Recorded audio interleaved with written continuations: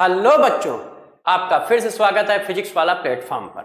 आज हम लोग डिस्कस करने जा रहे हैं किसका, सॉलिड स्टेट का लेक्चर नंबर 3।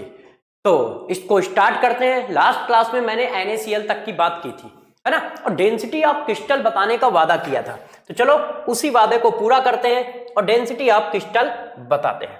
चलो देखिए, आज के लेक्चर की शुरुआत हम लोग करेंगे डेंसिटी ऑफ क्रिस्टल से, कि किसी भी क्रिस्टल की डेंसिटी क्या होगी। तो जो यूनिट सेल की डेंसिटी होगी वही क्रिस्टल की डेंसिटी होगी दोस्तों। तो यूनिट सेल की डेंसिटी कैसे निकालेंगे? तो यार सिंपल सी बात है, जरा बातों को हम लोग आगे बढ़ाते हैं। तो जरा देखो, सभी बच्चों को पता है कि डेंसिटी का हम लोगों का एक ही फार्मूला होता है। डेंसिटी इक्वल टू होता है मास अपॉन वैल्यूम। तो जरा दोस्तों बताओ, डेंसिटी का जब फार्मूला ये है तो मैंने इसी को कन्वर्ट किया। देखिएगा, density of unit cell, density of unit cell equal to क्या, मास ऑफ यूनिट सेल। भाई जिसकी डेंसिटी निकालोगे उसी का तो मास रखोगे ना यार दोस्त, मास ऑफ यूनिट सेल, ठीक है। Mass of unit cell divided by क्या, volume of unit cell, volume of unit cell, है ना। यूनिट सेल का जो वॉल्यूम है वो, ये देखो, तो ये डेंसिटी का फार्मूला हुआ। अब बात आई मास निकाल लो, वॉल्यूम निकाल लो। तो जरा देखो यार, मास और वॉल्यूम निकाल के वैल्यू डाल देंगे, आंसर आ जाएगा। अब मेरे को बताना, हमारा यूनिट सेल है कैसा? ऐसा है क्यूब। जब मेरे दोस्तों यूनिट सेल क्यूबिक है, ये देखो ऐसे, तो वॉल्यूम ऑफ यूनिट सेल क्या होगा? वो तो सब बच्चों को पता चल गया कि भाई ए क्यूब होगा। क्यों? क्योंकि ये क्यूबिक है। तो ए और ए,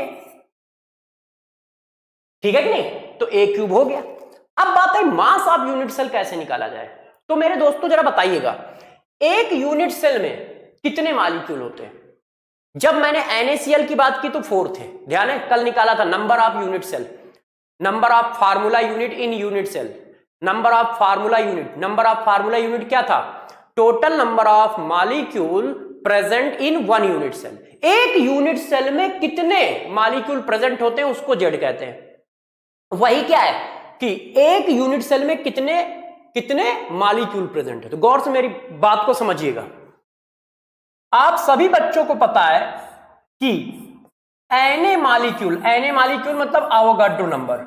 Na मॉलिक्यूल का वेट कितना होता है? मॉलिक्यूलर वेट होता है, मॉलिक्यूलर वेट इन ग्राम। Na मॉलिक्यूल का वेट मॉलिक्यूलर वेट होता है। तो एक मॉलिक्यूल का वेट कितना होगा मेरे दोस्त? एक मॉलिक्यूल का वेट होगा molecular weight divided by Na ग्राम। ये बात सही है कि नहीं? भाई आपको पीछे पढ़ाया गया है कि एक मोल का वेट मॉलिक्यूलर वेट, एक मोल में कितने नंबर? Avogadro number. इसका मतलब एवोगाड्रो नंबर का वेट मॉलिक्यूलर वेट। तो एक मॉलिक्यूल का weight molecular weight divided by Na। और जेड मॉलिक्यूल का वेट, क्यों? किसी भी यूनिट सेल में कितने मॉलिक्यूल होते हैं? जेड। किसी भी यूनिट सेल में कितने मॉलिक्यूल होते हैं? जेड। बात है कि नहीं बच्चों? बताओ, यही तो पढ़ाया था कि भाई एक यूनिट सेल में किसी भी मॉलिक्यूल, किसी भी एक यूनिट सेल में कितने मॉलिक्यूल के नंबर होंगे? जेड। तभी तो जेड की वैल्यू 4 आई थी। जेड क्या था? Number of formula unit present in single unit cell. तो एक मॉलिक्यूल का वेट आ गया, तो जेड मॉलिक्यूल का वेट आ गया, और जेड मॉलिक्यूल का वेट यहां रख दिया क्योंकि मास ऑफ यूनिट सेल है। तो मास ऑफ यूनिट सेल का मतलब जेड मॉलिक्यूल का मास। क्यों? यूनिट सेल में कोई वॉल थोड़ी ना है, वो जो लाइनें खींची जाती है वो तो एक रिप्रेजेंटेशन है, लाइनें कोई नहीं है। जैसे ये जो लाइनें खींची, लाइनें तो कोई है ही नहीं, सिर्फ एटम एटम है। तो ये वे ऑफ रिप्रेजेंटेशन है। तो यूनिट सेल का मास का मतलब मॉलिक्यूल का मास। तो यूनिट सेल का मास कितना हुआ? Mass of unit cell, mass of unit cell कितना हुआ? मास ऑफ यूनिट सेल किसके बराबर होगा? Mass of Z molecule of compound. तो वो ये आ गया। तो देखो यार मेरे प्यारे बच्चों, डेंसिटी का फार्मूला ये है यार। डेंसिटी ऑफ यूनिट सेल का फार्मूला हमारा क्या बना? Z into molecular weight divided by a cube into Na। Z into molecular weight divided by a cube into Na। अब दोस्तों हमें कहां कहां फंसाया जा सकता है उन पर डिस्कशन कर लेते हैं। या तो हमें जेड पे तुम फंसा सकते हो, यदि कहीं डेंसिटी पूछी जा रही है तो पहला पॉइंट जेड है, हमें जेड पे फोकस रखना चाहिए। क्यों? जेड को चेंज कर सकते हो। यदि डेंसिटी पूछी जा रही है तो मॉलिक्यूलर वेट पे फोकस ना रखो, मॉलिक्यूलर वेट तो किसी मॉलिक्यूल का कांस्टेंट होता है, तो वो तो अपने को मिल ही जाएगा। हमारा फोकस जेड पे होना चाहिए, दूसरा फोकस ए पे होना चाहिए। Na की वैल्यू तो कांस्टेंट होती है, एवोगाड्रो नंबर है, तो इसका मतलब जेड और ए पे आपको अच्छे से फोकस रखना है यदि कहीं पर डेंसिटी निकालनी है तो डेंसिटी ऑफ क्रिस्टल का फार्मूला क्या है? Z into molecular weight divided by a cube into Na। Z equal to, फिर से देख लो, D equal to Z into molecular weight divided by a cube into Na।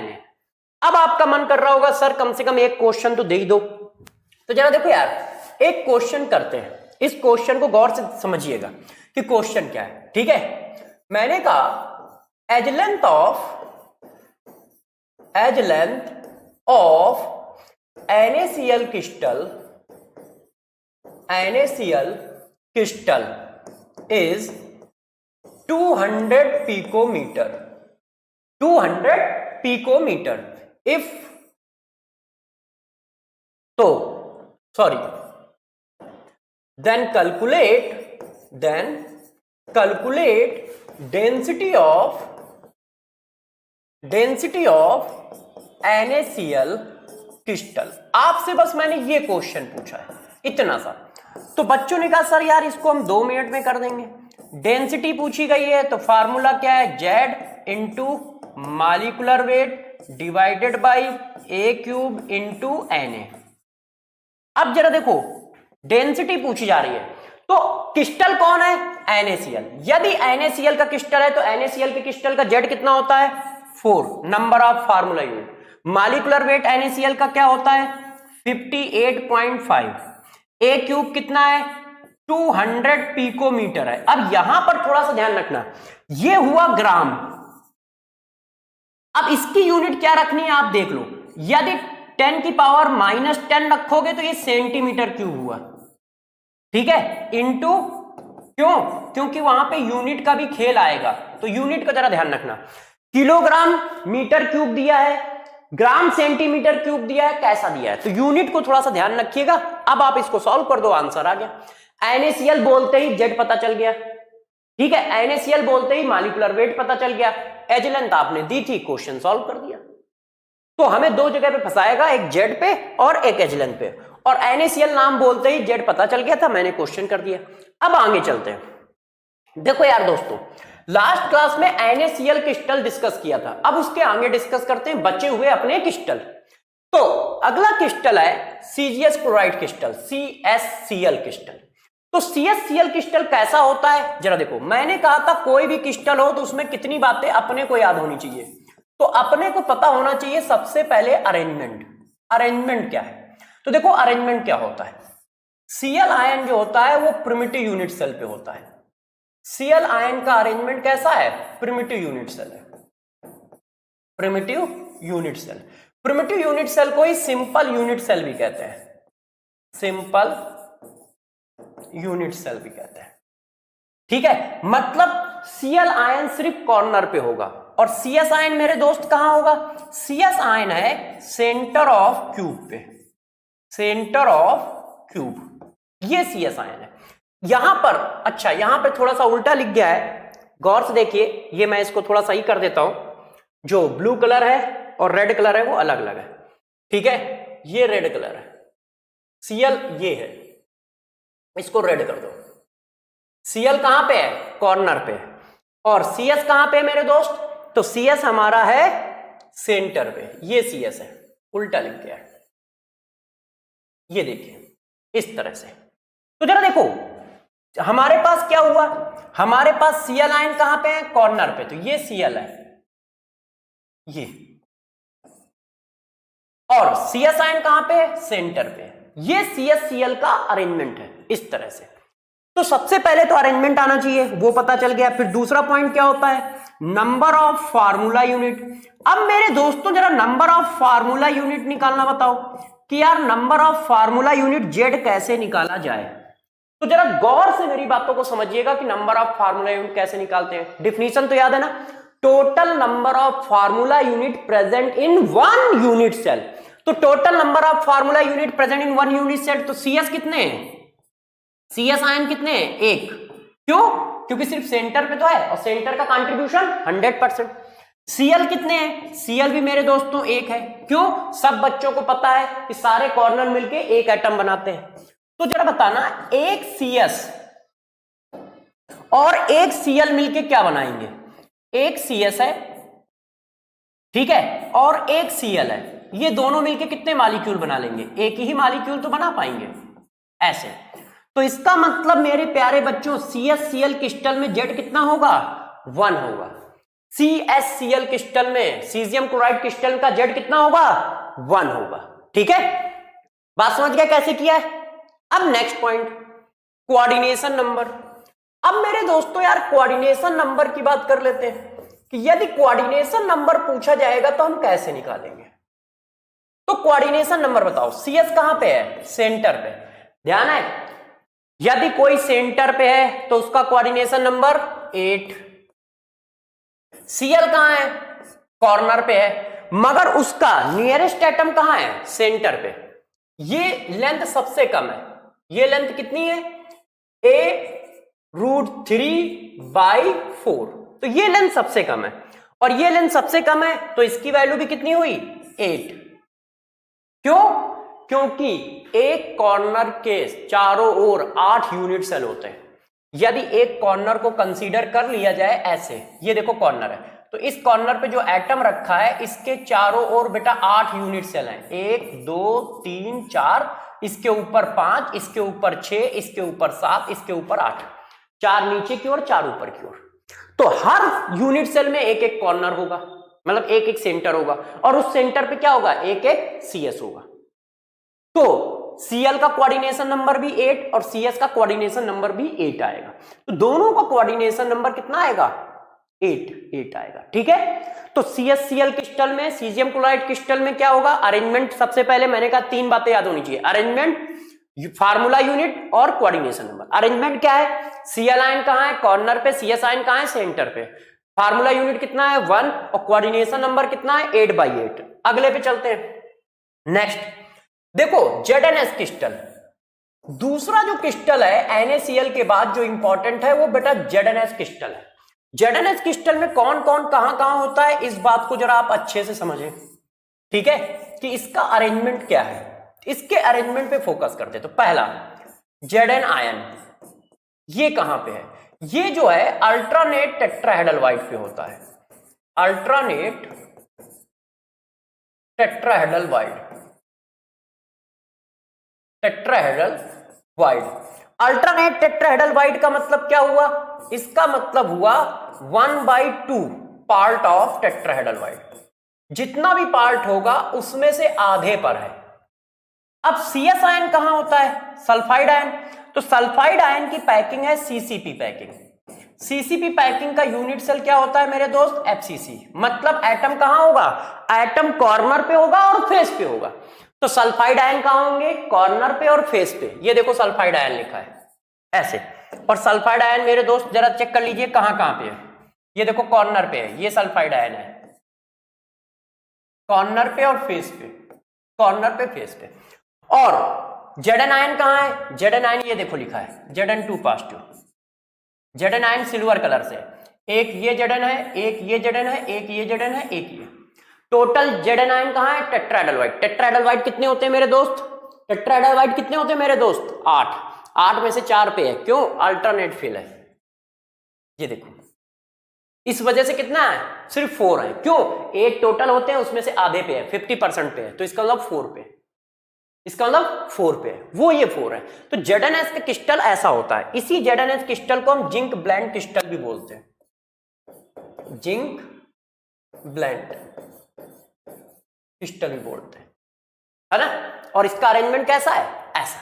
अब अरेंजमेंट के बाद दूसरी बात मैंने आपको क्या पढ़ाई है, Z, number of formula unit.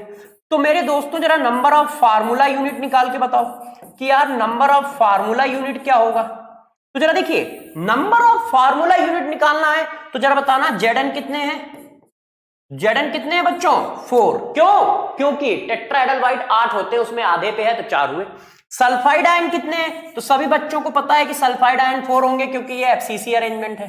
तो जरा बताना 4 Zn आयन और 4 सल्फाइड आयन मिलके कितने मॉलिक्यूल बनाएंगे? 4 ZnS बनाएंगे ना यार। तो Z की वैल्यू कितनी हो गई? 4। तो number of formula unit in ZnS crystal 4 होगा। Number of formula unit in ZnS crystal कितना होगा? 4। कैसे आया? ये आया। नेक्स्ट पॉइंट जरा समझो, coordination number.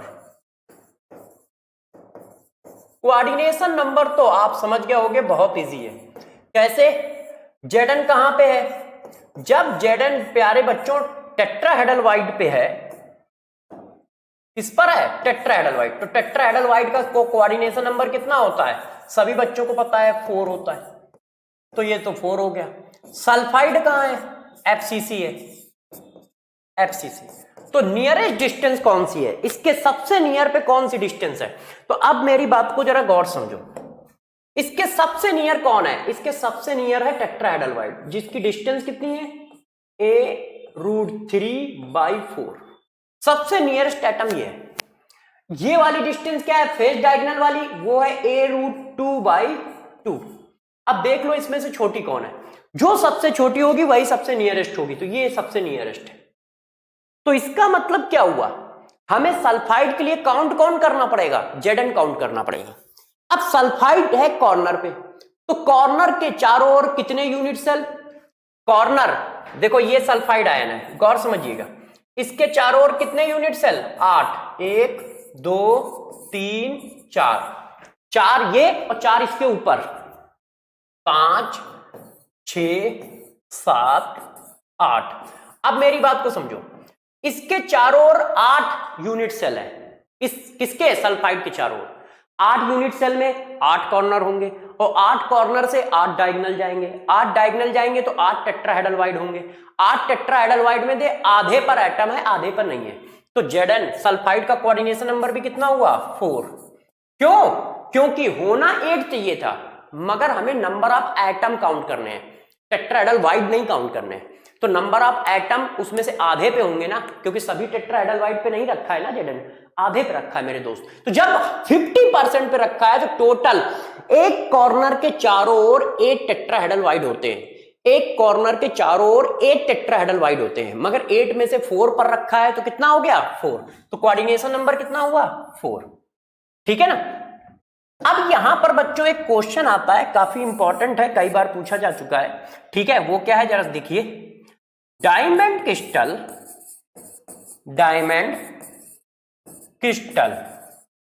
is a example of ZnS type.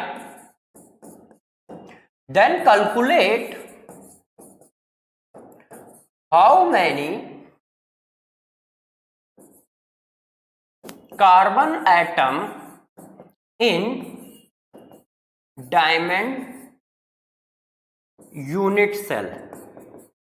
Diamond के यूनिट सेल में कितने कार्बन एटम होंगे? यदि डायमंड क्रिस्टल NaCl क्रिस्टल का एग्जाम्पल है मेरे दोस्त, तो बताओ। डायमंड क्रिस्टल ZnS क्रिस्टल का एग्जाम्पल है, डायमंड क्रिस्टल ZnS क्रिस्टल का एग्जाम्पल है, तो बताओ कितने कार्बन होंगे? तो जरा बताना डायमंड में होता क्या है? सभी बच्चों को पता है डायमंड जो है कार्बन का एलोट्रोप फॉर्म है, तो उसमें सिर्फ कार्बन एटम होता है, ओनली कार्बन एटम, और कोई एटम तो नहीं होता है। तो डायमंड में क्या प्रेजेंट होता है? ओनली कार्बन एटम प्रेजेंट होता है। यदि डायमंड में ओनली कार्बन एटम प्रेजेंट होता है, इसका मतलब क्या है? Zn की जगह भी क्या है? कार्बन है। और मेरे दोस्त सल्फाइड की जगह भी क्या है? कार्बन एटम है। तो Zn कितने हैं? 4। सल्फाइड कितने हैं? 4। तो कार्बन कितने हो गए? कार्बन एटम हो गए मेरे दोस्तों कितने? 8। क्यों? Zn की जगह भी कार्बन है तो 4 वहां से आ गए, और सल्फाइड की जगह भी कार्बन है तो 4 वहां से आ गए। तो टोटल कितने हो गए? 8। क्यों? क्योंकि डायमंड क्रिस्टल का अरेंजमेंट ZnS की तरह है, इसका मतलब जहां जहां पे Zns में एटम है वहां वहां पे डायमंड पे एटम है, मगर है सिर्फ कार्बन। तो Zn की जगह भी कार्बन रखा है और सल्फाइड की जगह भी कार्बन रखा है, इसलिए कितना हो जाएगा 8 हो जाएगा। अब इसको जरा देखो, फ्लोराइड क्रिस्टल क्या होते हैं इनको जरा देखिए। तो यार फ्लोराइड क्रिस्टल कोई भी हो अरेंजमेंट आना चाहिए। तो सबसे पहले अरेंजमेंट, और सभी के सभी क्रिस्टल पर उसी तरह से क्वेश्चन बन सकते हैं जिस तरह से क्वेश्चन कहां बने थे NaCl में, जिस तरह से क्वेश्चन NaCl में बने थे वहां उसी तरह से क्वेश्चन बन सकते हैं। अच्छा, NaCl में क्वेश्चन जो बने थे उससे एक बात याद आई है, उस बात को मैं लिख देता हूं। एक बात मेरे बच्चों क्या याद आई है, मैंने जो है क्यूबिक वाइड जहां पे पढ़ाया था वहां पर वाइड पे मैक्सिमम किस साइज का एटम रखा जा सकता है, उस फार्मूले को थोड़ा सा चेंज कर देता हूं, है ना, या फिर आप कहो R positive upon R negative का जो रेशियो बताया था उसको चेंज कर देता हूं। वो मैंने बताया था 9.321, है ना, तो वो वैल्यू होती है 7.32। एक करेक्शन है लास्ट क्लास का, ये करेक्शन है, करेक्शन, ठीक है, लेक्चर 2 के। तो एक पॉइंट ये था जहां पर मैंने वैल्यू 9.31 लिख दी थी, वो 7.732 होती है। पहला करेक्शन ये कर लीजिएगा। दूसरा करेक्शन है NaCl क्रिस्टल में कैटायन के बीच की मिनिमम डिस्टेंस बताई थी। NaCl क्रिस्टल में कैटायन के बीच की मिनिमम डिस्टेंस बताई थी, उसको भी देख लीजिएगा, वो वैल्यू शायद अलग आएगी, है ना, मुझे अब याद नहीं है पूरी तरह से। एक बच्चे ने मेरे को ये बोला था तो मुझे याद आ गया, तो मैंने कहा बता दूं। चलिए अब इधर आ जाओ। फ्लोराइड क्रिस्टल CaF2 क्रिस्टल होता है। तो जरा देखो मेरे दोस्त, CaF2 क्रिस्टल का क्या बात है। तो CaF2 क्रिस्टल में कैल्शियम आयन है और दोस्त कौन है, फ्लोराइड आयन है। कौन कौन कहां पे है इसको डिस्कस करते हैं, कौन कौन कहां पे है। तो देखो कैल्शियम आयन जो होता है वो मेरे दोस्त CCP पैक होता है। CCP पैक का मतलब होता है FCC unit cell. Calcium ion CCP pack होता है, CCP पैक का मतलब होता है FCC unit cell. Fluoride ion जो होता है ऑल टेट्राहेड्रल वाइड पे होता है, ऑल टेट्राहेड्रल वाइड पर होता है, सभी के सभी टेट्राहेड्रल वाइड पे होता है। कौन, फ्लोराइड आयन। तो ये देखो आपके पास जो हमारे पास ब्लू कलर से बने हैं ये सब हमारे पास क्या है, कैल्शियम है, ये सब कैल्शियम है। ये कहां कहां पे है, FCC अरेंजमेंट में है। और जो हमारे पास ग्रीन कलर से बने हैं वो सब टेट्राहेड्रल वाइड है, वो सब टेट्राहेड्रल वाइड है। कितने हैं, 1 2 3 4 5 6 7 8। क्यों, टेट्राहेड्रल वाइड कितने होते हैं, 8 होते हैं। तो ये फ्लोराइड क्रिस्टल है। अब हम इसका निकालते हैं नंबर ऑफ फार्मूला यूनिट। तो मेरे दोस्त नंबर ऑफ फार्मूला यूनिट को क्या बोलते हैं, Z। अब Z की वैल्यू बताओ। तो जरा बताना कैल्शियम कितने हैं, तो कैल्शियम कितने हैं, 4। क्यों, क्योंकि FCC अरेंजमेंट है। फ्लोराइड कितने हैं, फ्लोराइड है 8। क्यों, क्योंकि सभी के सभी टेट्राहेड्रल वाइड पे हैं, इस बार ऑल टेट्राहेड्रल वाइड लिखा है। तो जरा बताओ 4 कैल्शियम और 8 फ्लोराइड मिलके कितने मॉलिक्यूल बनाएंगे। तो 4 कैल्शियम और 8 फ्लोराइड मिलके मेरे दोस्त कितने मॉलिक्यूल बनाएंगे, सभी को पता है 4। क्यों, क्योंकि 1 कैल्शियम को 2 फ्लोराइड चाहिए। तो Z की वैल्यू कितनी निकल के आई प्यारे तो बच्चों, 4 निकल के आई। तो इसका मतलब जो फ्लोराइड क्रिस्टल है, CaF2 क्रिस्टल है, उसका Z कितना होता है, 4 होता है। अब इसी जगह पे कोऑर्डिनेशन नंबर की बात कर लेते हैं। फ्लोराइड आयन कहां है दोस्त, फ्लोराइड आयन कहां है, टेट्राहेड्रल वाइड पे, तो कोऑर्डिनेशन नंबर 4 हो गया, बात ही खत्म हो गई। कैल्शियम आयन का कोऑर्डिनेशन नंबर क्या होगा, तो कैल्शियम आयन कहां है, कॉर्नर पे। मैंने आपको अभी बताया था एक कॉर्नर के चारों ओर टेट्राहेड्रल वाइड होते हैं 8, एक कॉर्नर के चारों ओर टेट्राहेड्रल वाइड होते हैं 8, और 8 के 8 टेट्राहेड्रल वाइड पे एटम है इस बार। और जब बच्चे सभी के सभी टेट्राहेड्रल वाइड पे एटम है तो क्या होगा, तो हमें कोई दिक्कत नहीं है, वैल्यू हमें मिल गई। फ्लोराइड आयन कहां है, टेट्राहेड्रल वाइड पे है, तो कोऑर्डिनेशन नंबर 4 हो गया। कैल्शियम आयन कहां है, कॉर्नर पे है, और उसके चारों ओर कितने टेट्राहेड्रल वाइड होते हैं, 8, तो कोऑर्डिनेशन नंबर 8 हो गया। पहली बार ऐसा है कि दोनों का कोऑर्डिनेशन नंबर अलग अलग है, किसका किसका, कैटायन का और एनायन का। तो सभी प्यारे बच्चे इस बात को अच्छे से समझे, अच्छे से, ठीक है, कि क्या बातें हमें याद रखनी है। क्वेश्चन कैसे बनेंगे, ditto same. Anti fluoride crystal का मतलब क्या है? तो चल पहले इसकी मीनिंग बता देता हूं। एंटी फ्लोराइड का मतलब होता है अपोजिट अरेंजमेंट,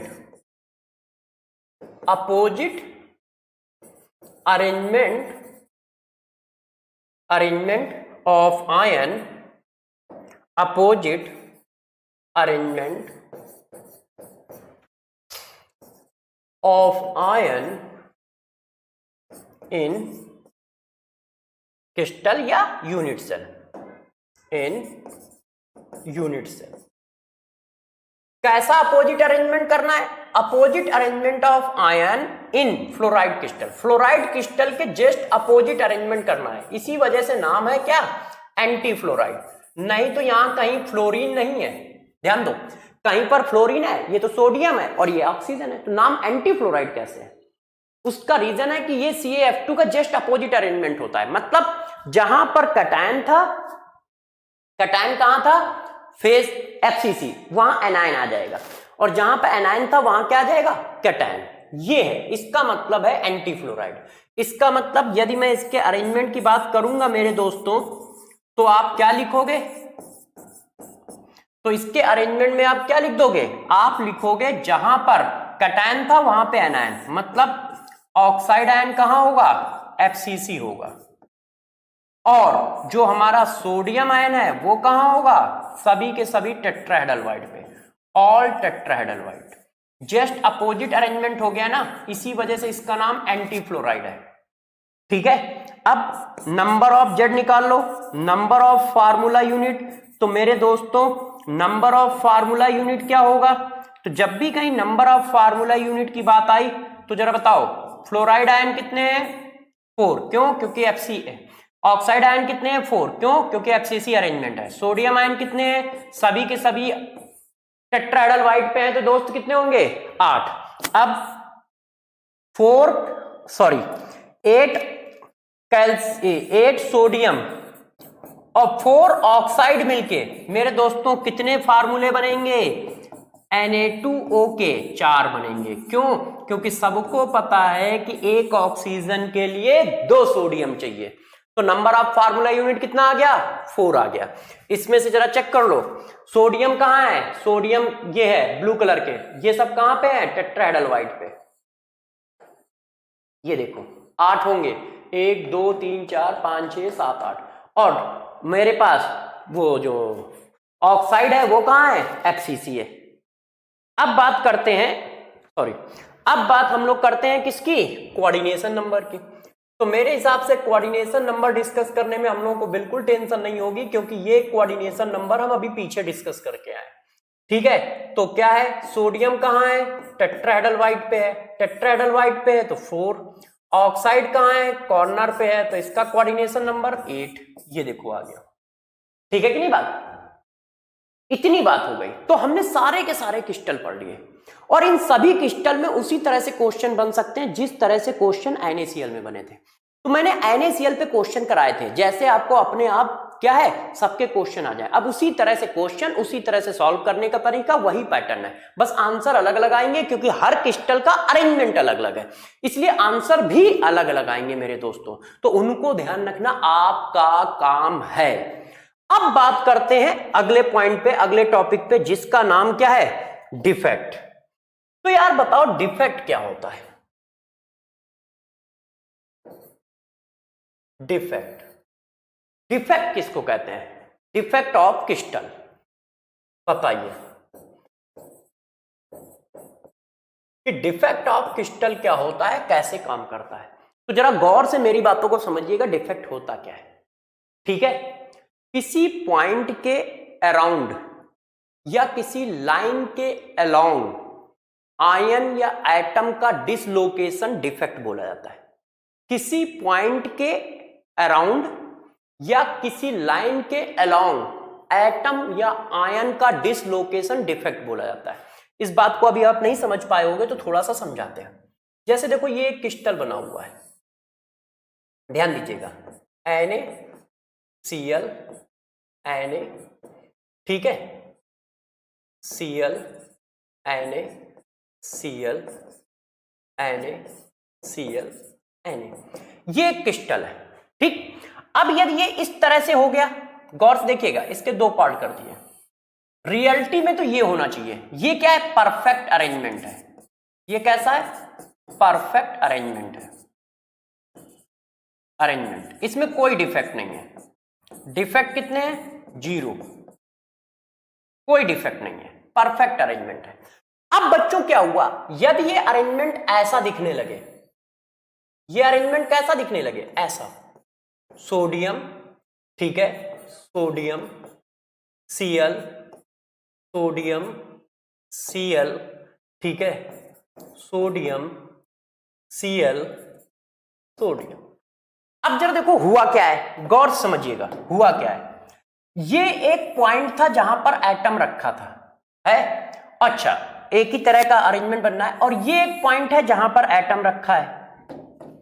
तो यहां पे Cl है और यहां पे सोडियम को मैंने हटा दिया है, ये देखो, ओ, ये देखिए मेरे प्यारे बच्चों। अब आप गौर से समझो, गौर से क्या समझना है, इस पॉइंट पे एटम था, इस पॉइंट पे एटम था, अब क्या है, इस पॉइंट पे एटम नहीं है, गायब हो गया है ना, इस पॉइंट पे एटम है, यहां पर भी गायब हो गया है ना। तो क्या रेगुलरिटी है, परफेक्ट अरेंजमेंट है, नहीं, मगर एटम की मिसिंग हुई क्या है, एक पॉइंट के अराउंड हुई है। वहां पर एक पॉइंट था जहां पे एटम रखा था, उस पॉइंट पे एटम नहीं है, तो missing of ions atom around a point हुआ ये। अब अलोंग ए लाइन इसको करके बताते हैं, देखो जरा अलोंग ए लाइन का मतलब क्या है। देखो यार, यही चीज मैंने फिर से लिखी इस तरह से, सोडियम Cl, सोडियम। अब मेरे दोस्तों जरा समझना, Cl, सोडियम Cl, फिर क्या आ गया, NaCl, सोडियम। अब जरा देखो, स्ट्रेट लाइन ऐसे थी, अब रियलिटी में ये लाइन कहां चली गई है, इस लाइन के अलोंग एटम मिस हो गए, यहां पर कोई एटम नहीं है, यहां पर भी कोई एटम नहीं, वो खिसक गए हैं थोड़ा सा इधर है। तो अब जरा देखो डिफेक्ट की डिफिनीशन क्या है, मिसिंग ऑफ एटम आयन, ठीक है, अराउंड ए पॉइंट और अलोंग ए लाइन, किसी लाइन के अलोंग एटम की मिसिंग या किसी पॉइंट के अराउंड एटम की मिसिंग को डिफेक्ट कहते हैं। तो डिफेक्ट की डिफिनीशन समझे, जब किसी लाइन के अराउंड एटम की मिसिंग हो जाए और जब किसी पॉइंट के अराउंड एटम की मिसिंग हो जाए तो उसको डिफेक्ट बोलते हैं। जब पॉइंट के अराउंड एटम की मिसिंग होती है तो उसको पॉइंट डिफेक्ट बोलते हैं। Missing of atom around a point is known as point defect, missing of atom around a line is known as line defect. ये देखो, इसको क्या बोलोगे, लाइन डिफेक्ट बोलोगे, उसको क्या बोलोगे, पॉइंट डिफेक्ट बोलोगे। जब अराउंड ए पॉइंट मिसिंग होगी तो पॉइंट डिफेक्ट, जब अलोंग द लाइन मिसिंग होगी तो लाइन डिफेक्ट। लाइन डिफेक्ट हमारे सिलेबस में नहीं होते हैं, हम सिर्फ पॉइंट डिफेक्ट पढ़ते हैं। तो पॉइंट डिफेक्ट को फर्दर क्लासिफाई कर दिया जाता है, पॉइंट डिफेक्ट को क्या किया जाता है, फर्दर क्लासिफाई कर दिया जाता है। कैसे, जरा बात को समझिएगा। पॉइंट डिफेक्ट, तो बच्चों पॉइंट डिफेक्ट को फर्दर क्लासिफाई कैसे किया जाता है, जरा देखो। अब हम क्लासिफिकेशन करते हैं। हो सकता है किसी पॉइंट के अराउंड एटम सेम रेशियो में निकले, मतलब जितने कैटायन निकले उतने ही एनायन निकले, और हो सकता है डिफरेंट रेशियो में निकले, ऐसा कोई कंपल्सन तो है नहीं। तो यार मिसिंग जो है, missing of ions, ions means cation and anion, anions यदि सेम रेशियो में है, सेम रेशियो, तो उसको बोला जाता है, उसको क्या बोलते हैं प्यारे बच्चों, स्टाइक्योमेट्रिक डिफेक्ट, स्टाइक्योमेट्रिक डिफेक्ट। और यदि कहीं ऐसा है, missing of cations oblique anion in different ratio, उनके रेशियो सेम नहीं है, जिससे क्या बनना है, नॉन स्टाइक्योमेट्रिक कंपाउंड बनना है, तो उसको बोलते हैं non stoichiometric defect.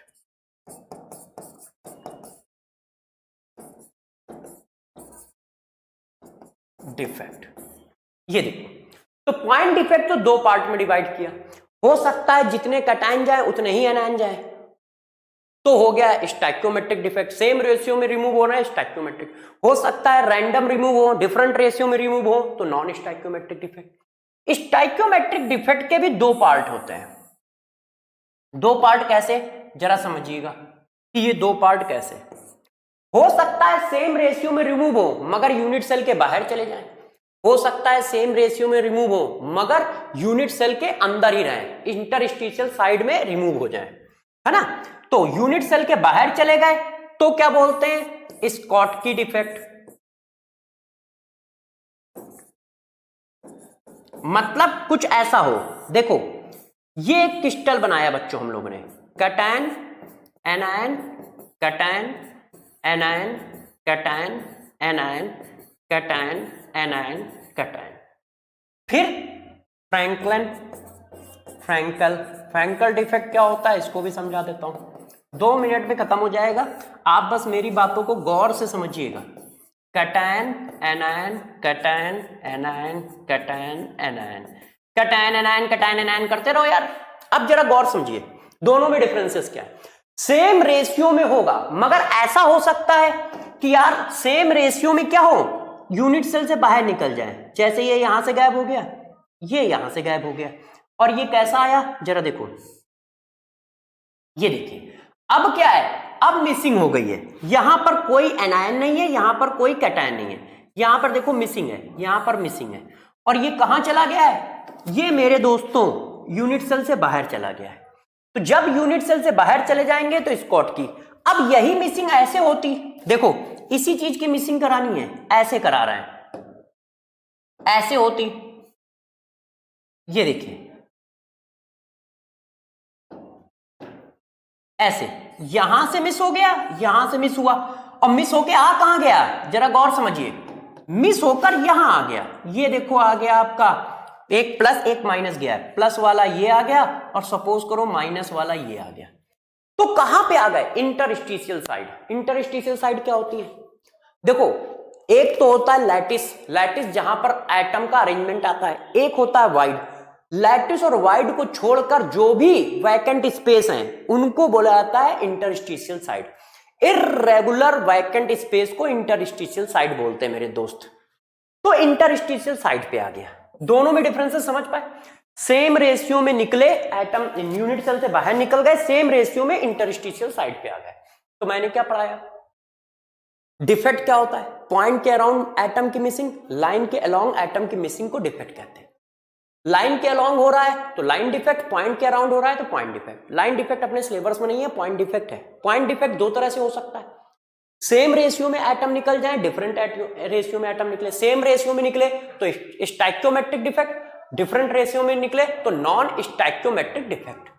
Same ratio में निकलने के भी दो रास्ते हैं, सेम रेशियो में निकल गए यूनिट सेल से बाहर चले गए, सेम रेशियो में निकल के कहां पे आ गए, इंटरस्टिशियल साइड पे आ गए, तो फ्रैंकलिन। अब मेरे को बताओ, इन पर कुछ बातें कर लेते हैं, ठीक है, इन पे कुछ बातें कैसी कैसी, यहीं पे लिख देता हूं। डेंसिटी, जब बाहर निकल जाएंगे तो मास क्या होगा, कम हो जाएगा, मास कम हो गया तो इसकी डेंसिटी क्या होगी, डिक्रीज कर जाएगी। मतलब स्कॉटकी डिफेक्ट आने से डेंसिटी डिक्रीज कर जाती है। अब फ्रैंकलिन में बताओ, क्या मास कम हुआ, बस शिफ्ट ही तो हुआ है, अब मैं यहां खड़ा हूं या यहां खड़ा हूं या यहां खड़ा रहूं, रूम के अंदर मेरा मास सेम ही तो रहना है, अलग अलग थोड़ी हो जाएगा। मगर यदि मैं रूम के बाहर चला गया तो रूम के अंदर रखी हुई चीजों का मास यदि किया जाएगा तो कम हो जाएगा, क्योंकि मैं बाहर चला गया। तो यहां पर तो बाहर गया नहीं है, तो यहां पर डेंसिटी क्या है, कांस्टेंट है, सेम है, ना तो इंक्रीज ना डिक्रीज, जैसे पहले थी वैसे ही है। पहला पॉइंट समझ पाए दोनों में, ठीक है, दिक्कत तो नहीं है, इतनी बात ठीक है मेरे दोस्तों, ठीक है, परेशानी तो नहीं है। अब जरा देखो यार, यहां पर ये था, यहां पर ये था, अब बात आती है कि ये वाला डिफेक्ट आएगा कहां पे, तो ये वाला डिफेक्ट आता है हायर कोऑर्डिनेशन नंबर पे। यदि कोऑर्डिनेशन नंबर ज्यादा होता है तब ये डिफेक्ट आता है, मतलब 8/8 पे मिलता है या 6/6 पे मिलता है जनरली। ये वाला डिफेक्ट कहां मिलता है, लोअर कोऑर्डिनेशन नंबर पे मिलता है, लोअर कोऑर्डिनेशन पे जनरली ऐसा है, कोई ये कंपल्सन वाली बात नहीं है। 4/4 पे, 6/6 हमारा कॉमन है। ये एक इसमें एग्जांपल है जो हमेशा याद रखना, AgBr। AgBr में स्कॉटकी डिफेक्ट भी है और AgBr में फ्रैंकलिन डिफेक्ट भी है। वैसे हर मॉलिक्यूल में दोनों टाइप के डिफेक्ट पॉसिबल होते हैं, मगर ये काफी परसेंटेजों में, इसलिए इसका एग्जांपल AgBr इसका भी एग्जांपल है, इसका भी एग्जांपल है। जनरली ऐसा नहीं होता। जैसे इसके एग्जांपल क्या होंगे, बड़े कोऑर्डिनेशन नंबर वाले होंगे, जैसे CH_Cl, CSBr ऐसे होंगे। इसके एग्जांपल छोटे कोऑर्डिनेशन नंबर वाले होंगे, ZnS इस तरह के। ठीक है, और जब भी कोई डिफेक्ट आएगा तो कंडक्टिविटी इंक्रीज होगी। बस एक बात दिमाग में रखना, डिफेक्ट कोई भी आए, मैं कॉन्सेप्ट लिख रहा हूं जरा ध्यान रखिएगा, डिफेक्ट कोई भी आए मेरे दोस्त, क्रिस्टल ऑलवेज न्यूट्रल होता है। क्रिस्टल या यूनिट सेल वो ऑलवेज न्यूट्रल ही रहेगा।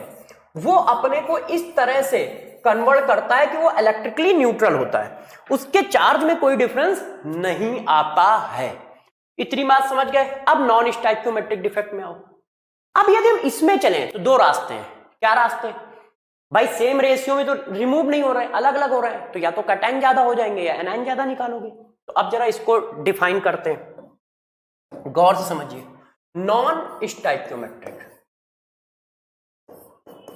देखो मैं पढ़ा दे रहा हूं, इनके कुछ पॉइंट अपना आप किसी एनसीईआरटी से पढ़ भी लीजिएगा, ठीक है ना, क्योंकि हम लोगों के पास आपको सारा बता दे रहा हूं, टाइम थोड़ा कम है। तो देखो नॉन स्टोइकियोमेट्रिक डिफेक्ट फिर दो पार्ट में डिवाइड हो गया। किसी ने कहा कैसे, एक तो रास्ता ये है कि मेटल एक्सेस हो जाए, मेटल ज्यादा निकालो, मेटल मतलब कैटायन, मेटल एक्सेस। एक ये है कि एनायन एक्सेस हो जाए, है कि नहीं भाई। आप इनको सेम रेशियो में तो निकाल नहीं रहे हो, तो सेम रेशियो में नहीं निकाल रहा है तो तुमने मेटल ज्यादा एक एनायन ज्यादा निकाल दिए तो यूनिट सेल के अंदर मेटल ज्यादा हो गए। एनायन ज्यादा निकालोगे तो मेटल यूनिट सेल में ज्यादा बचेंगे ना मेरे दोस्त यार। एनायन ज्यादा निकाल दिए तो कम बचे, तो रिलेटिवली ज्यादा कौन हो जाएगा, मेटल। दूसरा ये हो सकता है मेटल ज्यादा निकाल दो, मेटल ज्यादा निकाल दोगे तो एनायन ज्यादा बचेंगे, तो मेटल ज्यादा निकाल दिए तो यूनिट सेल के अंदर मेटल कम हो जाएंगे, एनायन ज्यादा हो जाएंगे। तो नॉन स्टोइकियोमेट्रिक डिफेक्ट में क्या होता है, डिफरेंट रेशियो में निकालना। डिफरेंट रेशियो में निकालने का एक रास्ता ये हो सकता है, एक ये हो सकता है कि मेटल ज्यादा हो सकते हैं, एनायन ज्यादा हो सकते हैं। अब गौर समझिएगा, मेटल ज्यादा होने के फर्दर दो तरीके हैं। पहला तरीका देखो, पहला तरीका मेटल ज्यादा होने का मतलब कैटायन को ज्यादा करना है। ये हमारा यूनिट सेल है, देखो ऐसे, ऐसा मेरे दोस्त। अब मेटल एक्सेस करना है तो क्या करो, तो एक रास्ता यह है कि मेटल एक्सेस करने का तरीका है कि एनायन को रिमूव कर दो, एनायन निकाल दो, ऐसे ओ ऐसे। अब एनायन निकाल दिया तो मेटल एक्सेस होगा कि नहीं, बताओ। यहां पे क्या है, वैकेंट स्पेस है, ये देखो। तो metal excess due to anion vacancy, anion की जगह खाली हो गई। तो पहला पॉइंट आया, इसको बोलते हैं metal excess due to anion vacancies.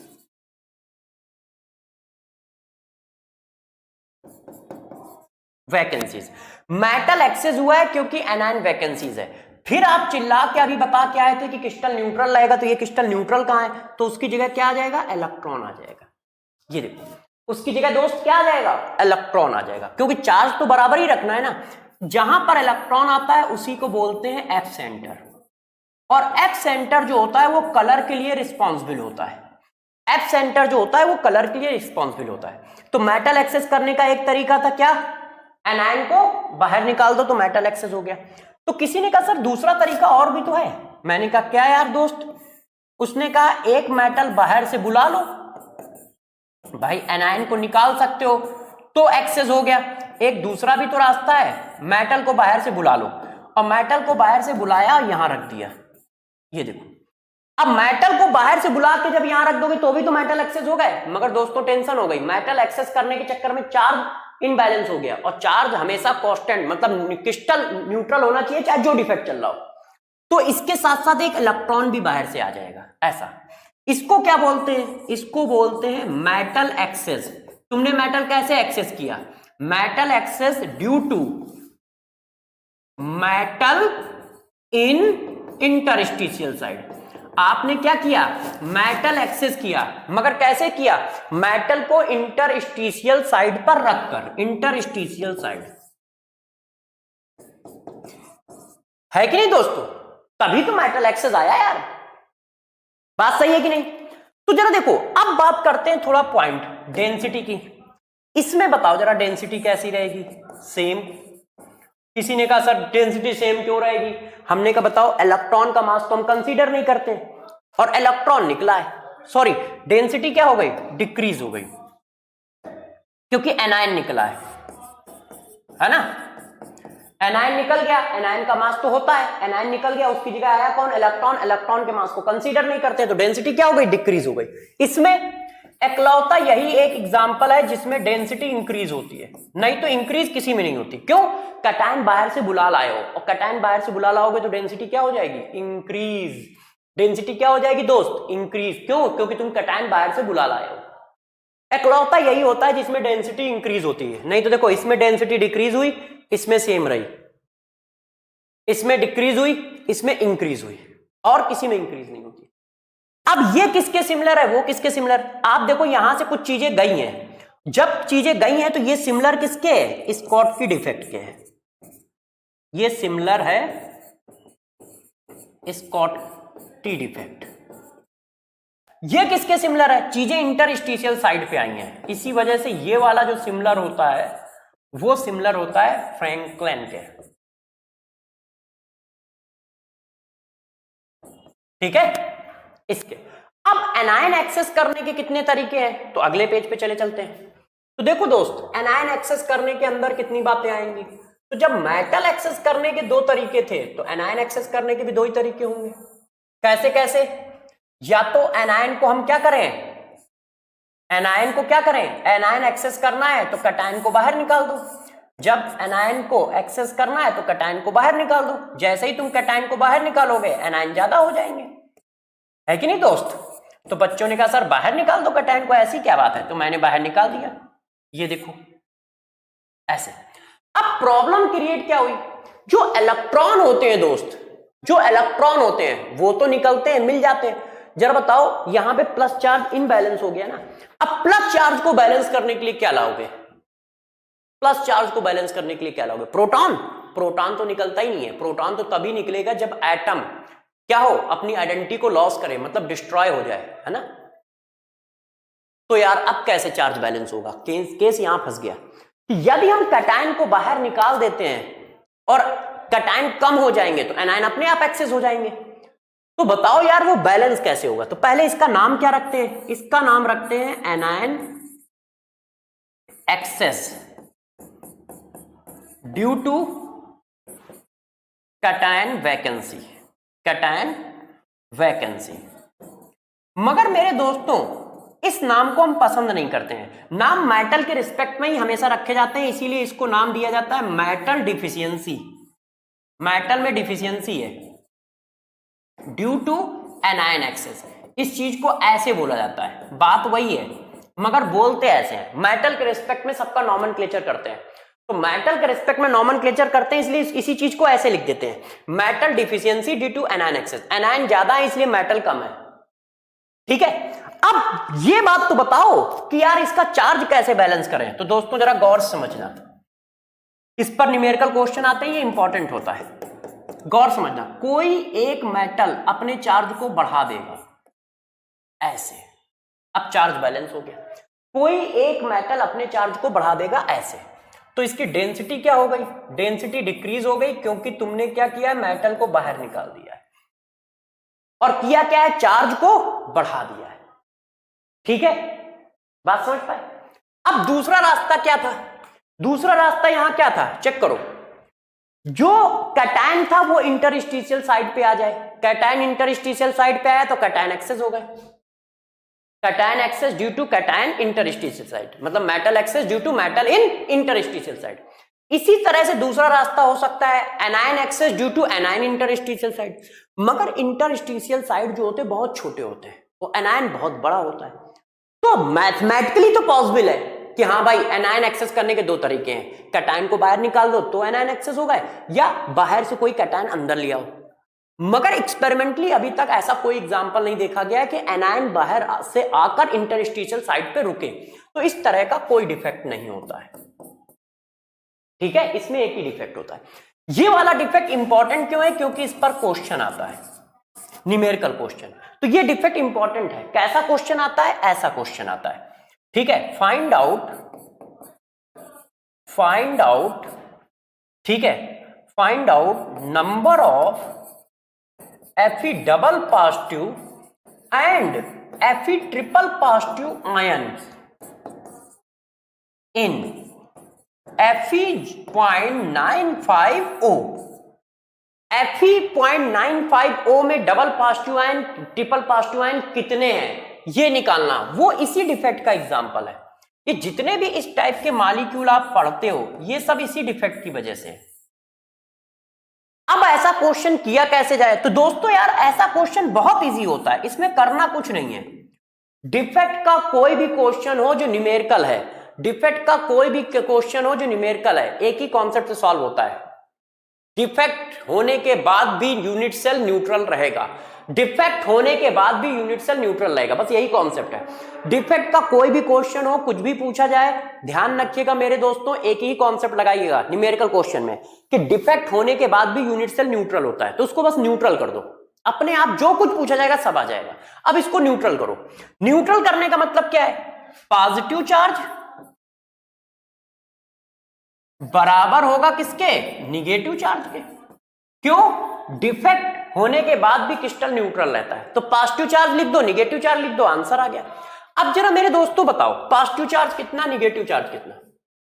एक ऑक्सीजन है तो मेरे दोस्त एक ऑक्सीजन पे एक चार्ज, एक ऑक्सीजन है, एक ऑक्सीजन पे दो चार्ज होता है, तो दो लिख दिया। अब Fe कितने हैं? प्रॉब्लम ये है कि Fe दोनों टाइप के हैं, तो टोटल Fe कितने हैं? 0.95। यदि मैं मान लूं कि ये वाले X हैं तो ये वाले कितने होंगे? 0.95 माइनस X होंगे, है कि नहीं भाई? टोटल एटम कितने हैं? 0.95। 0.95 में से मैंने मान लिया Fe डबल पॉजिटिव वाले कितने हैं? X, तो ट्रिपल पॉजिटिव वाले कितने होंगे? 0.95 माइनस X। अब टोटल चार्ज लिखो। टोटल चार्ज कैसे लिखोगे? एक एटम पे कितना चार्ज है? +2, तो X एटम पे कितना होगा? 2X प्लस, एक एटम पे कितना है? +3, तो इतने एटम पे कितना होगा? सही है ना? 0.95 minus X into 3, total positive charge लिख गया भाई। 0.95 में से कुछ +2 है, कुछ +3 है, तो +2 वालों का टोटल चार्ज +3 वालों का टोटल चार्ज मिलके ऑक्सीजन के चार्ज के बराबर होगा। क्यों? क्योंकि डिफेक्ट कोई भी चले, क्रिस्टल ऑलवेज न्यूट्रल है। मैंने कहा न्यूमेरिकल क्वेश्चन का, डिफेक्ट का कोई भी न्यूमेरिकल क्वेश्चन आए तो एक ही कॉन्सेप्ट लगाइएगा, बस दोनों चार्ज बराबर कर दीजिए। क्यों कर दीजिए? क्योंकि क्रिस्टल हमेशा न्यूट्रल रहता है। अब सॉल्व कर लो, X की वैल्यू आ जाएगी। तो X की कितनी वैल्यू आएगी? देखो मैं बता देता हूं X कितना होगा। कोई बच्चा बता सकता है यार दोस्त X कितना आएगा? तो 0.5 90 का मतलब 10 कन्वर्जन करोगे, 10 कन्वर्जन करोगे 85 आएगा। आप एक बार काउंट कर लीजिएगा। तो Fe डबल पॉजिटिव वाले कितने आ गए? 0.85, तो ट्रिपल पॉजिटिव वाले मेरे दोस्त कितने आ गए? 0.10। ठीक है, और चाहो तो वैल्यू डाल के देख लो, 0 आ जाएगा आंसर। तो ये क्वेश्चन आता है इस जगह पे डिफेक्ट पे। अब एक और डिफेक्ट पे क्वेश्चन आता है लास्ट एंड फाइनल, फिर ये टॉपिक हमारा खत्म हो जाएगा। एक होता है इम्परफेक्ट डिफेक्ट। इम्परफेक्ट डिफेक्ट क्या होता है? तो इसका एग्जांपल आपने फिजिक्स में पढ़ा है। फिजिक्स में कैसे पढ़ा है? जैसे ये देखो यार, एक क्रिस्टल है NaCl का, Na+Cl माइनस, Na+Cl-, आपने डोपिंग पढ़ी होगी, तो वो डोपिंग वाला डिफेक्ट करके एक क्वेश्चन आता है। तो वो कैसे करते हैं इस बात को मैं एक्सप्लेन करता हूं। देखो मेरे दोस्त, ये NaCl का एक परफेक्ट क्रिस्टल है। इस पर क्या किया है? किसी ने SrCl2 की डोपिंग करा दी है, 10⁻⁻5 मोल SrCl2 की। अब वो पूछ रहे हैं नंबर ऑफ वैकेंसी कितनी है। क्वेश्चन ऐसे आता है, calculate total number of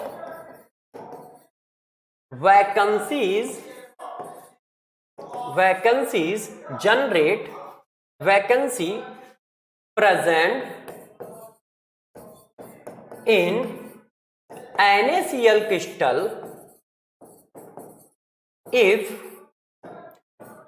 10⁻⁻5 mole SrCl2 doped. देखो कहा जा रहा है कि NaCl के क्रिस्टल में यदि 10 की पावर 5 मोल SrCl2 को डोप करा दिया जाए तो बताओ कितनी वैकेंसी जनरेट होंगी। इसका मतलब क्या है?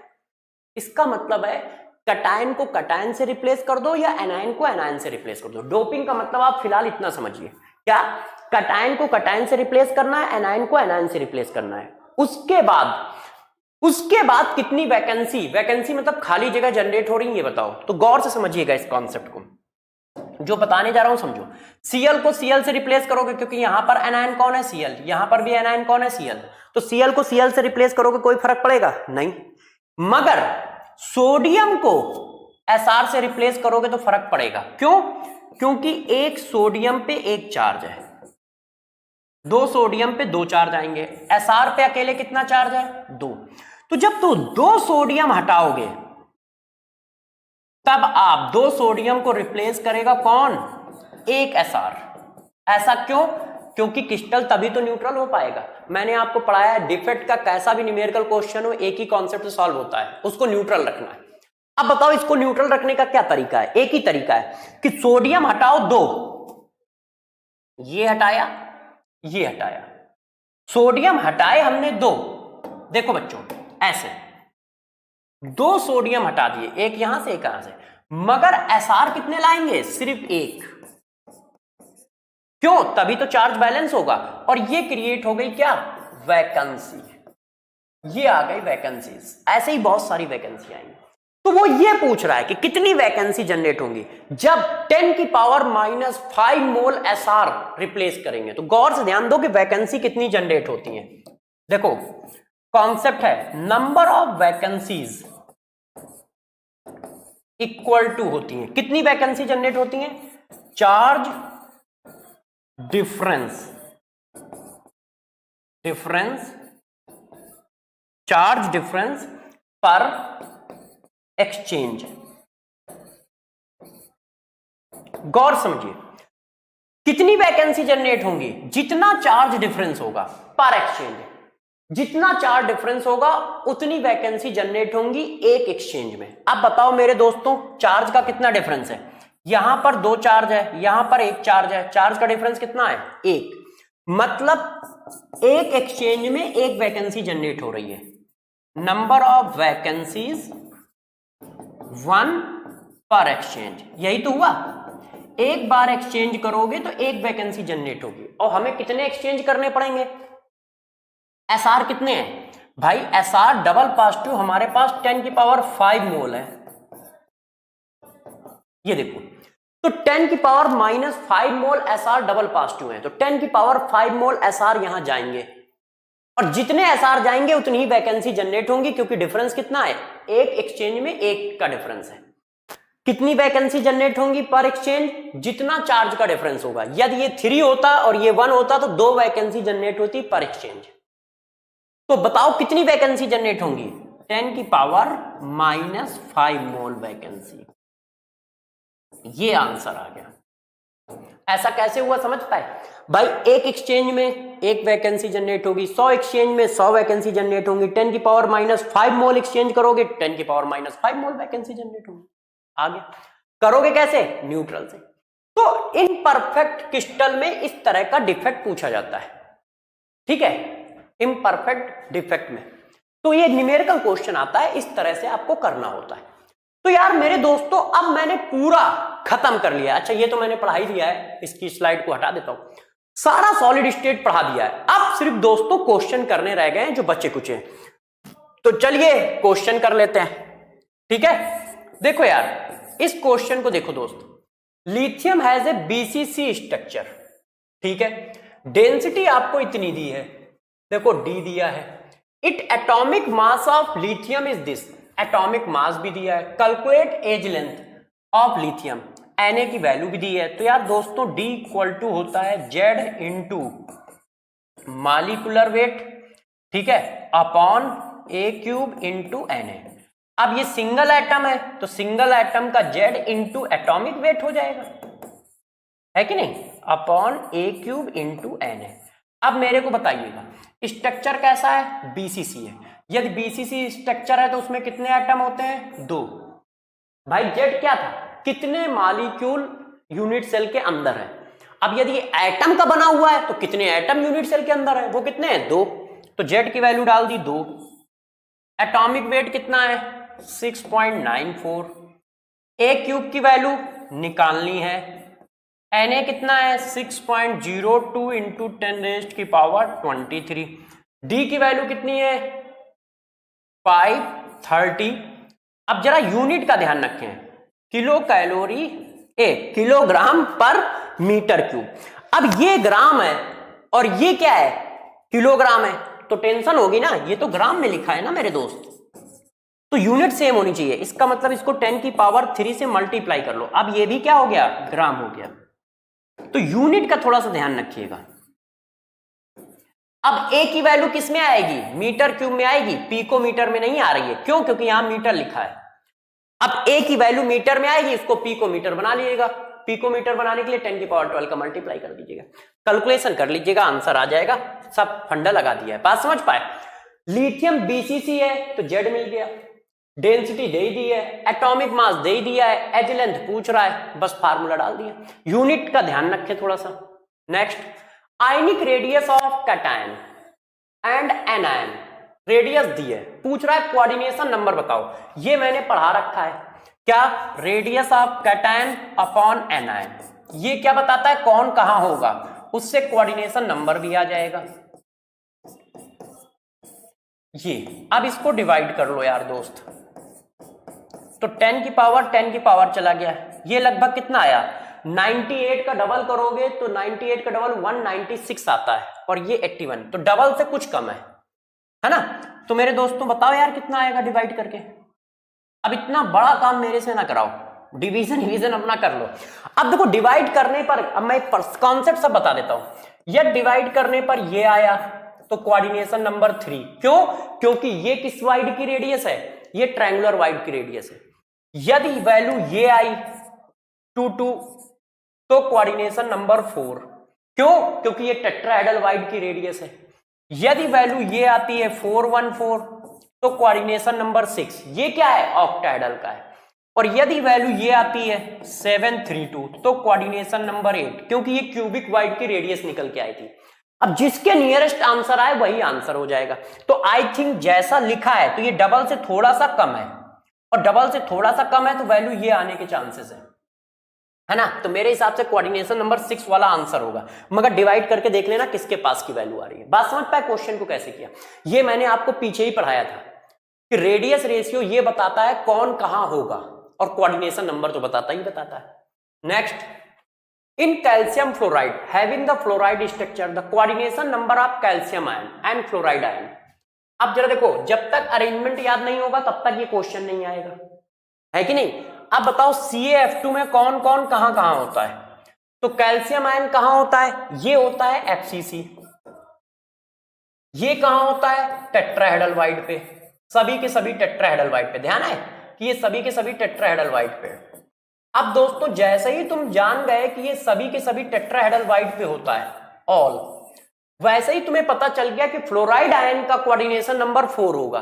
तो फ्लोराइड आयन का कोऑर्डिनेशन नंबर 2 लिखा है, गलत हो गया। 6 लिखा है, गलत हो गया। 8 लिखा है, गलत हो गया। तो यही वाला सही हुआ, क्योंकि फ्लोराइड का कोऑर्डिनेशन नंबर कितना आना है? 4 आना है, क्योंकि वो टेट्राहेड्रल वाइड पे है। तो अपने आप दूसरे का आ गया। Next, CSBr crystallize in a body center cubic lattice. The unit cell length is this. Unit cell की लेंथ दी है, मतलब A दिया है, ठीक है। Given the atomic mass of caesium और बेरिलियम, इसका मतलब मॉलिक्यूलर वेट हमें यहां से मिल जाएगा, क्योंकि दोनों के एटॉमिक मास दिए हैं। आवोगाड्रो नंबर की वैल्यू यहां से मिल गई। N पूछ रहा है, D पूछ रहा है, तो D equal to Z into molecular weight divided by A³ into Na। अब Z कैसे निकाला जाए? देखो बाकी सारी चीजें दी हैं, मॉलिक्यूलर वेट दोनों को ऐड कर दोगे तो 133 और 80, ये मॉलिक्यूलर वेट मिल गया। ए आपको एज लेंथ दी है, the unit cell length is इतनी। ये लो यार, ये हमारा क्या आ गया? लेंथ आ गई मीटर क्यूब, सॉरी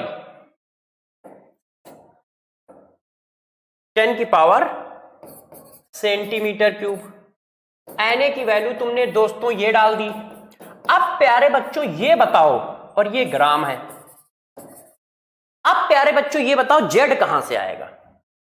देखो तो ये क्या है, CSCl है, तो CSBr है, CSBr सिमिलर टू CSCl, तो जेड की वैल्यू कितनी 1 अपनी तरफ से डालनी पड़ेगी। अच्छा जेड दिया भी है, क्रिस्टलाइजिंग बॉडी सेंटर क्यूबिक लैटिस, देखो ये इन्होंने दे भी दिया है, तो इससे भी पता चल गया Z इक्वल टू 1। ये क्या कह रहा है, CS जो है यहां पर है और Br जो है वो कॉर्नर पे, बॉडी सेंटर की तरह अरेंजमेंट है, तो कैटायन सेंटर पे आ जाता है, बाकी एनायन उस पे, तो Z की वैल्यू कितनी डाल दोगे 1। अब बस इसको सॉल्व कर लो, आंसर आ जाएगा। नेक्स्ट, एक compound form by element X and Y crystalline in a cubic structure with X atom are the corner of cube. यदि X atom corner of cube पे है तो एटम के नंबर कितने होंगे 1, and Y atom are face, यदि Y atom face पे है तो एटम के नंबर कितने होंगे 3। तो फार्मूला बताओ यार, XY3, सिंपल सा क्वेश्चन है, बात समझ गए। X कहां है, सिर्फ कॉर्नर पे है तो 1 एटम हो गया, Y कहां है, Y फेस पे है तो 3 एटम हो गए, है ना, तो ये कहीं ऐसा लिखा है वही टिक कर दो। नेक्स्ट दोस्तों, नेक्स्ट क्वेश्चन देखते हैं। The edge length of face center unit cell is this, edge length दी है, if the radius of cation is this, the radius of anion बताओ। अब यार बताओ इस क्वेश्चन में करना ही क्या है, आपको एज लेंथ दी है, the edge length of face centre cubic lattice is this, the radius of cation is this, the radius of anion is. अब बताओ यार दोस्तों ये क्वेश्चन कैसे किया जाए, क्योंकि इन्होंने ये नहीं बताया है कि ये क्रिस्टल है कैसा। भाई फेस सेंटर तुमने दे दिया, फेस सेंटर देने से ये बात तो पता चल गई कि एक का अरेंजमेंट FCC है, ऐसे है कि नहीं, FCC अरेंजमेंट है इसका, ये भी पता चल गया A इक्वल टू 2√2R होगा। अब A की जगह तो भाई 508 पिकोमीटर रख दिया गया, ऐसे 2 की जगह 2 रख दिया, √2 की जगह √2 रख दिया। R क्या है, क्रिस्टल को कौन बनाता है, तो मेरे दोस्तों क्रिस्टल को एनायन बनाता है। एनायन की रेडियस वो पूछ रहा है कि रेडियस ऑफ एनायन बताओ, तो मैंने ये रख दी। एक तो कॉन्सेप्ट ये है, क्या हम ये लगाएं या फिर ये लगाएं, क्योंकि कैटायन भी है तो कैटायन कहीं ना कहीं तो रखा ही होगा, तो हम क्या माने, क्यों, यदि कैटायन को हम मान के ये NaCl टाइप का क्रिस्टल माने, तो मेरे दोस्त यदि NaCl टाइप का आप क्रिस्टल मानोगे तो फिर ये आंसर आना चाहिए, R positive plus R negative equal to A/2। ध्यान है लास्ट क्लास में ऐसा क्वेश्चन कराया है, तो फिर ये आना चाहिए। अब बताओ मुझे ये मेथड यूज करना चाहिए कि ये मेथड हम इसलिए यूज नहीं कर सकते क्योंकि इसमें कैटायन की रेडियस दी है, वो कैटायन की रेडियस के बारे में पूछ रहा है, ठीक है। The edge length of FCC unit cell is इतना if the radius of cation is this. यदि कैटायन ना देता, सीधा एटम की रेडियस पूछता कि यार FCC यूनिट सेल है जिसकी एज लेंथ इतनी है, तो बताओ एटम की रेडियस क्या होगी, तब हम ऐसे करते हैं। मगर ये क्रिस्टल बनाए और क्रिस्टल में 2 एटम के बीच की डिस्टेंस अलग लगाती है, तो आप इस मेथड से करो, हम इसको NaCl सपोज करके चल रहे हैं, ठीक है। अब next, the intermetallic compound LiAg crystallize in cubic lattice with both lithium and silver ion have the coordination number 8, the crystal class is। Lithium का भी कोऑर्डिनेशन नंबर 8 है, Ag का भी कोऑर्डिनेशन नंबर 8 है, तो उसका क्या क्लास होगा, तो सभी को पता है 8/8 किसका आता है, CsCl का आता है। CS और Cl का क्रिस्टल 8/8 का होता है और उसको क्या बोलते हैं, बॉडी सेंटर यूनिट सेल बनता है ना। अब इसको क्वेश्चन को देख लो यार, ये क्वेश्चन फिर से आ गया है। In the fluoride crystal the coordination number of calcium ion.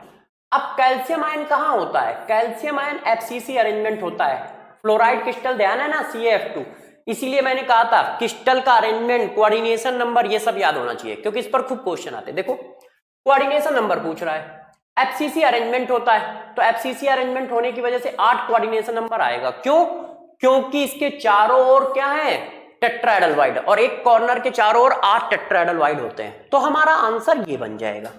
अब और आगे चलते हैं बच्चों, अब इस क्वेश्चन को देख लो, डिफेक्ट का एक क्वेश्चन है। Which of incorrect? Fe 0.98 has non stoichiometric metal deficiency defect. बिल्कुल सही है, मैंने नॉन स्टैक्योमेट्रिक में इसको पढ़ाया। Density decrease in case of crystal with Schottky defect. बिल्कुल सही है, स्कॉटकी डिफेक्ट में एटम बाहर चले जाते हैं तो डेंसिटी डिक्रीज हो जाएगी। NaCl is a insulator, silicon is a semiconductor, silver is a conductor और quartz is a piezo electric crystal. Frenkel defect it favour in those ionic compound in which size of cation anion are almost equal. ये भी बिल्कुल सही है, तो यही गलत होगा। आप इनकरेक्ट स्टेटमेंट पूछ रहे हो तो आंसर ये है ना, क्योंकि इनकरेक्ट पूछा जा रहा है। ठीक है ना बच्चों, ये देखो।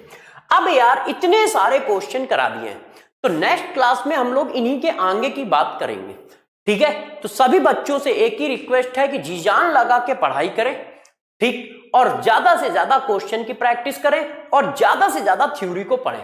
आपका रोल सिर्फ इतना सा है कि सभी प्यारे बच्चे मेरे जो लेक्चर चल रहे हैं उनको लेक्चरों को अच्छे से देखो, उनको बार बार रिवाइज करो, और जो छोटी मोटी चीजें छूट जाती हैं या बच जाती हैं उनको एनसीईआरटी से करिए। ठीक है, उनको एनसीईआरटी से करिए। ठीक, जो भी छोटी मोटी चीजें छूट जाती हैं, बच जाती हैं, वो छूट जाने का मतलब बच जाने से है। क्यों? क्योंकि क्लासें 2 या 3 होती हैं हर चैप्टर में। वैसे तो मैं सारा पढ़ा देता हूं, जैसे एम्पिरिक एमॉर्फस सॉलिड और क्रिस्टलाइन सॉलिड क्या है ये बचा, तो ये यार एनसीईआरटी से पढ़ लो यार। जो ज्यादा आता है वो सब पढ़ा देता हूं, और जितना आता है उनसे क्वेश्चन नहीं आते, रेयर आते हैं, 10-12 साल में एक बार आ गया। तो आपसे रिक्वेस्ट है कि सहयोग आपका भी लगेगा। ऐसा नहीं है कि आप बिल्कुल खोल के बैठ गए कि नहीं यार बस सर के ऊपर सारा कुछ है, सर सब कुछ पढ़ा देंगे फिर भी तुम्हारा नहीं होगा, क्योंकि तुम्हारी मेहनत भी लगनी है उसमें। तो इसलिए सभी बच्चों से रिक्वेस्ट है कि हम दोनों लोग मिलके काम करें, तभी ये गाना बना है साथी हाथ बढ़ाना। ऐसे नहीं बना है कि कोई भी सॉन्ग कैसे भी बन गया, ये इसीलिए बना है कि साथी हाथ बढ़ाना, मिलके गाड़ी खींचना और मेडिकल करके डॉक्टर बनना। तो प्लीज सभी लोग खूब मेहनत करें, अच्छे से पढ़ाई करें। तब तक के लिए बाय बाय, फिर कल मिलेंगे। तब तक आप लोग अपना खास ख्याल रखें। ओके।